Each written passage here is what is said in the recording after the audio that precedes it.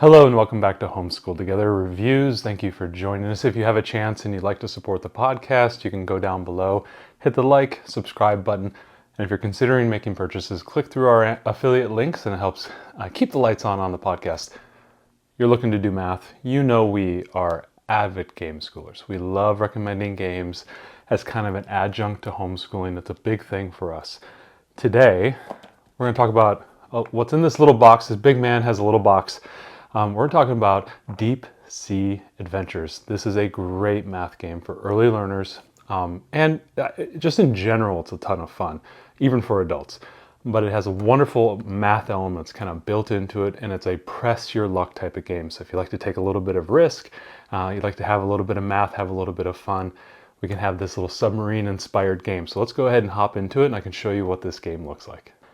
Okay, so the first thing you will notice in Deep Sea Adventure is in such a small little box, we have an enormous number of pieces. Half the challenge of setting up for this game is getting everything all set up. It's like half the work. So we have basically these claim tiles, and we're going to put those off to the side.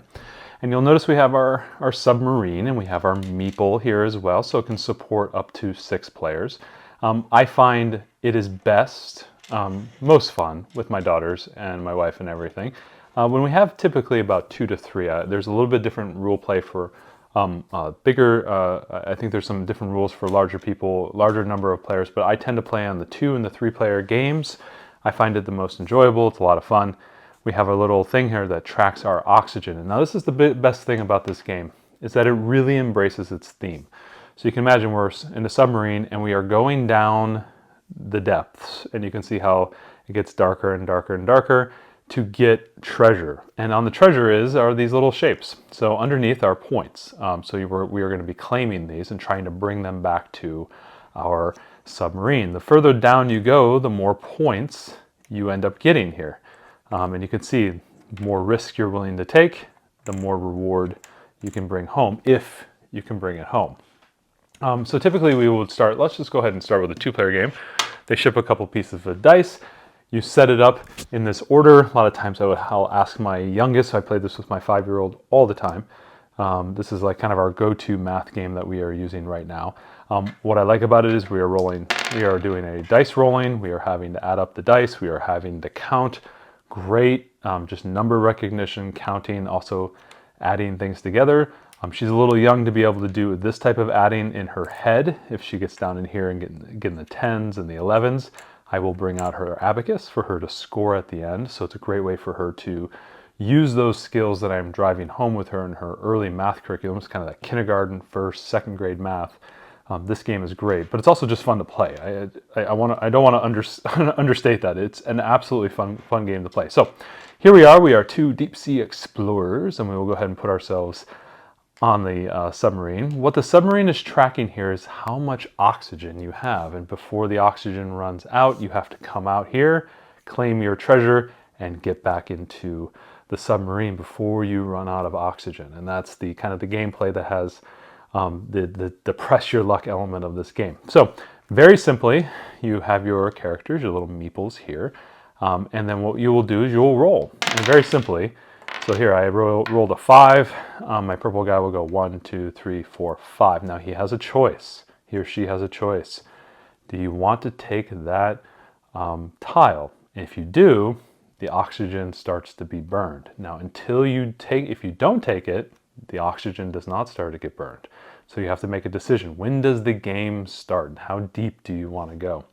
Very often that first player makes that decision because the oxygen will start being consumed and you'll play a little bit different strategy. Let's pretend that this player does want to take the tile. Now he or she does not get to know what is underneath that tile. They then claim that, and we put one of the taken tokens down, and that space no longer has any treasure. Now it is the next player's turn. We go ahead and I roll yet another 5, and here's a great example of this. You go 1, 2, 3, 4, and you get to hop over a player for 5. And so let's say that player says, yep, you want to start claiming treasures. I want to start claiming treasures. Now at the end of your turn, the purple player or the blue player could have done this and said, okay, I want to turn back. And you have to indicate that before your next roll. And actually I think before the next player plays, you have to indicate if you want to go back or not. Otherwise, you're going back down. And because we have not done that, we will now do that. So now that you have claimed a treasure, the purple player has this treasure, the blue player has this treasure. This is where we begin to consume oxygen. How much oxygen we consume is determined by how many treasures you have. So purple consumes 1 oxygen. Now we've gone down from 25 to 24. They go ahead and roll. This is very cool.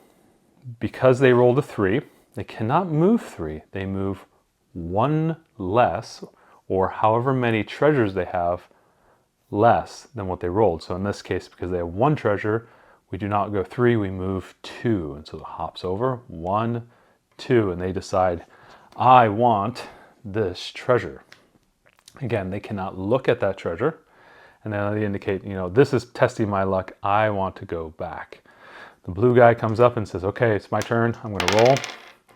We have 4, but before we go any further, we have to consume some oxygen. They have 1 treasure, so the total is 4. We have to move 1 less, so 1, 2, hop over the player, 3, and we are down here to the 2. So he made it to the actual level 2, and he says, yeah, I definitely want to get that because I know that's going to have some good money, but I don't want to press my luck, so I want to head back. So now both players are on their way back, and that's very common for that first round of the game. Typically, I think you play 3 rounds of this game, and I'll show you how to handle that, but that's the first part of that. So now the purple player wants to go back, and again, it's just a very simple gameplay. Again, we have to consume our oxygen, but this time, how much oxygen are we consuming? We have 2 treasures. So now you see the oxygen is starting to be burned. They had a total of 4 they rolled, but since we have 2 treasures, it's weighing us down. I love how the gameplay really embraces the theme of carrying treasure, taking risk. So we have 4, we can only move 2. 1, 2. That space had already been claimed, so there's no other additional treasure to claim. So now we'll go to our next player, the blue player. They rolled a big number, good, but they have 2 treasures. Again, 2 pieces of oxygen have been consumed. Because we have 2, total is 5. 5 minus 2 is 3. You can see how the math comes into it. 1, 2, 3. The blue guy says, I'm going to press my luck, and I'm going to take that tile. Now you only have so much farther to go, but because you have so much treasure, it is weighing down on your roll. Let's see what happens to the purple player. Purple player says, I got 5. I have 2 treasures. 2 treasures burns 2 oxygen. I go ahead and count 5. I have to subtract 2. 1, 2, 3. Have to make a choice. There's still a lot of oxygen left. I think it might be worth taking that risk. We'll go ahead and take that. Purple player says, I'm doing it. We're going to go ahead and go. And I said, oh no. 1, 2, 3 oxygen are consumed, but he rolled a 3. He's stuck. He has to stay there. He doesn't know where he's going. I'm starting to sink. Now it's the purple player's turn. They have 3. Let's go ahead and count out the oxygen. 1, 2, 3. Rolls a big number. They have to take 6, subtract 3, and they get to go 1, 2, 3, and they are home. They now get to flip over and see how much that risk earned them, and it was only 3 because they got a 0 on one of them. Ugh, terrible. Now, it's blue player's turn. Blue has to make some decisions. They have 3 treasures. In the game, you are able to, quote, drop treasures. We have that house rule that, oh, I don't know if I'm going to be able to get back. I only have so much oxygen. Let's see how far we can get, and then maybe we'll start considering dropping some of the treasure. We kind of have like a house rule where you can drop treasure. Oh, he rolls a good one. So we will go ahead and roll, step forward. 1, 2. All right, because purple's already back, no more oxygen is consumed by purple. Let's go ahead and roll again. Ooh, rolls a nice big one here. We have 3, so we got to reduce our oxygen. 3, 1, 2, 3. We will move forward. 1, 2, 3. With this many tokens, I don't think it would be a smart play to take that. That would be really pressing your luck. Let's go ahead and go to the next level, next round. We'll roll. Oh, we got 3, but we have to subtract 3 oxygen. 1, 2, 3. We probably have, let's see, 1, 2, 3, 4, 5 left. Let's consider we have a house rule that allows you to drop a treasure. You can pick which one you want to drop, so you probably want to drop the 1. That sinks all the way down to the bottom of the ocean.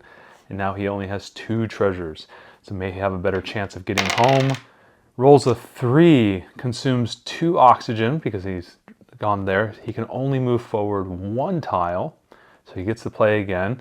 Let's see, he's got a couple more. Let's see if he can get home here. And he gets home, boom. And before his oxygen is used up right here at the end. And so gets to decide what did he get for his risk. Ooh, that was a good one. He got all the way to that 2nd level tile and got a 6. So currently our blue player is leading. We'll go ahead and put these aside, and that's how we keep our cumulative score. If for, say, some reason, let's say the purple guy could not have gotten back in time, the player does not die in the ocean. We do not have life and death here in deep sea adventure. What happens is he's out of oxygen. He can no longer haul his treasure. He swims to the surface, dropping all of his treasure all the way down, and it accumulates at the bottom of the ocean. Then we go ahead and we say, okay, that was round 1. Let's go ahead and set up for round 2, and this is where we remove the spacer tiles out, and we can see that our ocean gets a little bit more shallow. Go ahead and just rearrange the kind of the snaking. This is the best way to kind of have it snake back and forth to reduce your gameplay. And so you go ahead and play round 2. If you maybe want to play 4 rounds, you will find the opportunity. You can get all the way down to the bottom. If you get to here, you get to claim this. We say we claim it as 1 treasure. I think in the game they have some other rules where you can, it's that many treasures. But we call it 1 big mega treasure. We'll let you bring it back as 1 treasure. We'll let you put that on the side as 1, the 1 stack, and go ahead and bring that back. But that's big time risk going that far deep. You can have little fun little house rules in here and there, and change the different rules. So that is the basic of the game. What I love about the game is this kind of pressing luck action. You're rolling dice, so you're asking your learners to identify dots very quickly, have those dots correspond to movement on the game, remembering that you are able to leapfrog players, knowing that you don't have to start counting on your space, you count on the next space. That's another cool thing that I notice about early learners, having to learn how to count when they move their meeple along. The last part that I really love is just having those tiles and having to add those up at the end, accounting for your oxygen, remembering how many tiles you may have and how much that reduces. So you're asking them to do not only addition, maybe with the dice, adding 2 and 1 together, but there's this element of subtraction as well, which is a ton of fun. And then you just play, and it's a great game. And because it's in such a small form factor, it's a great game for on the go. We take it to restaurants when we are looking to kill a little bit of time before a meal. I take it to our parent partnership to play on the tables together if we're looking to kill a little bit of time. It's a great excuse to play a little fun game, to get some math experience, do a little bit of pressing your luck. It can be very, very, very stressful at the end when you're starting to run out of oxygen and you want your treasure. So it's a ton of fun, and we really, really enjoy this game. So I hope that walkthrough of Deep Sea Adventure helped you. I cleaned it up, put everything in the box. Jingle, jingle, jingle. I love this small game. It's so simple. It's got so many pieces, which is kind of a really cool thing. You tend to get these little games, they tend to be like 1 or a couple handful of pieces, but you get so many little pieces in here. It's really fun. I love the math element in here, the dice rolling. It's great for these early learners, but as I said before, like, I have adult friends who love playing this game. The press your luck element, I think, is that kind of equalizer between being kind of a youthful game and being more of an adult game. And you can have older players who love to play maybe more difficult board games kind of really love this game because there's that press your luck element. I love the simple addition and math, subtraction, addition that's kind of built into the game. And also the theming, the way you're kind of going down looking for treasure is built into the structure of the game, and also how the gameplay embraces that theme, where things become heavier and you're consuming your oxygen. And it's such a wonderful little game. I can't speak highly enough of this game. So I'll have a link down below. It's an affiliate link, helps keep the lights on Homeschool Together if you want to get it. I think this is a great game for game schoolers, or even new people who are looking to maybe get into a little bit of games that are not Monopoly and Sorry and things of that nature. I think this is a wonderful game to be able to take on the go to restaurants. You can get it for anywhere between $10 to $20. There's always sales on the game. It's a great one to put into your homeschool, to pull out during your math curriculum if things are getting a little stale, have a little fun. So that's Deep Sea Adventure.